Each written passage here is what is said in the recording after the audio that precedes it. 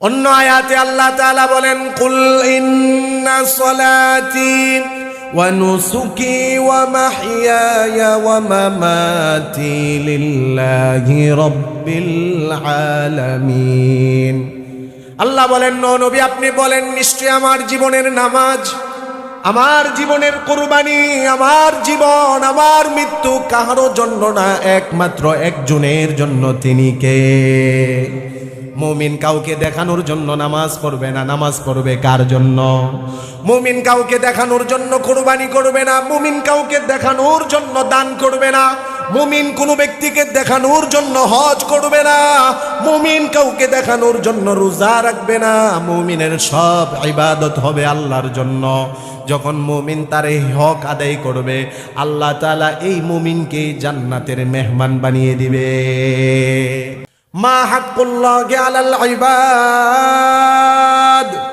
নবীজির সাহাবী মুআদ ইবনে জাবাল রাদিয়াল্লাহু তাআলা আনহু আল্লাহর নবীকে একদিন প্রশ্ন করলেন, ওগো নবীজি, বান্দাদের উপর আল্লাহর কি হক রয়েছে?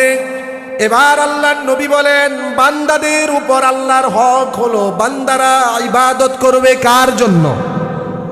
এটা হলো আমরা বান্দা, আমাদের উপর আল্লাহর ব্যাপারে হক।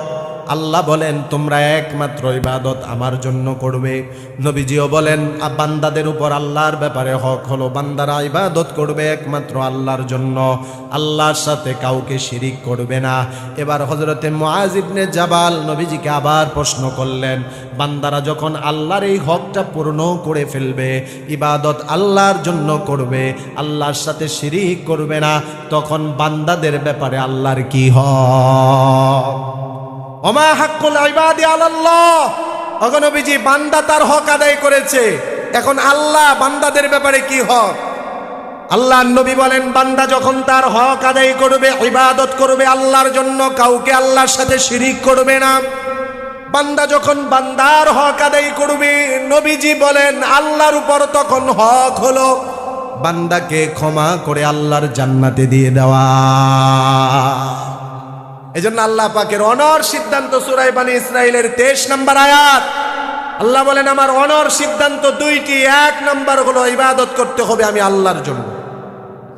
অন্য আয়াতে আল্লাহ তাআলা বলেন, কুল ইন্না সলাতি ওয়া নুসুকি ওয়া মাহইয়ায়া ওয়া মামাতি লিল্লাহি রাব্বিল আলামিন। আল্লাহ বলেন, নবী আপনি বলেন, নিশ্চয় আমার জীবনের নামাজ, আমার জীবনের কুরবানি, আমার জীবন, আমার মৃত্যু